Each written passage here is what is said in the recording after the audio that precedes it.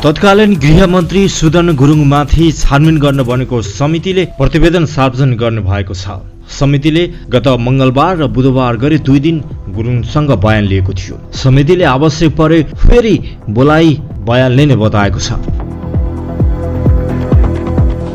बयान लिनु अघि समितिले उनीमाथि लागेको आरोपबारे सम्बन्धित क्षेत्रसँग बुझ्नेदेखि सम्पत्ति विवरण खेलाएर समेत अध्ययन गरेको छ। मन्त्री परिषदको 28 वैशाखको बैठकले उच्च अदालतका पूर्व न्यायाधीश अच्युत प्रसाद भण्डारी अध्यक्ष, महालेखा नियन्त्रक शोभाकान्त पौडेल र सहन्यायाधिवक्ता अच्युत मणि नेउपाने सदस्य रहने गरी गुरुङमाथि छानबिन गर्न समिति गठन गरेको थियो। समितिले गुरुङसँग बयान लिएसँगै छानबिन अन्तिम चरणमा पुगेको छ। अब केही दिनमै प्रतिवेदन बुझाउने तयारी भइरहेको समिति स्रोतले बताए। अहिले प्रतिवेदन लेखन कार्य चलिरहेको र यसलाई अन्तिम रूप दिएर सरकारलाई बुझाउने भनिएको छ। समितिलाई दिएको 15 दिनको समय सकिन लागेकाले प्रतिवेदनको हतारो रहेको समितिले जनाएको छ।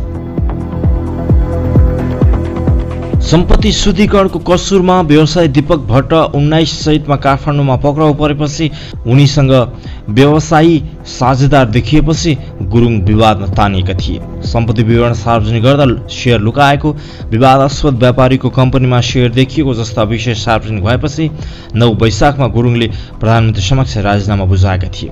उनले बुझाएको सम्पत्ति विवरण, जग्गा, सुन लगायतका विषयमा अनेक टीका टिप्पणी भएका थिए। त्यसैता गृह मन्त्रालय प्रधानमन्त्रीको मातहतमा रहेर चल्दै आइरहेको छ।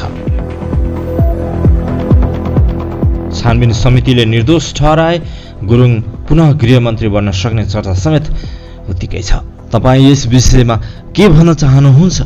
आफ्नो विचार कमेन्ट बक्समा व्यक्त गर्नुहोला।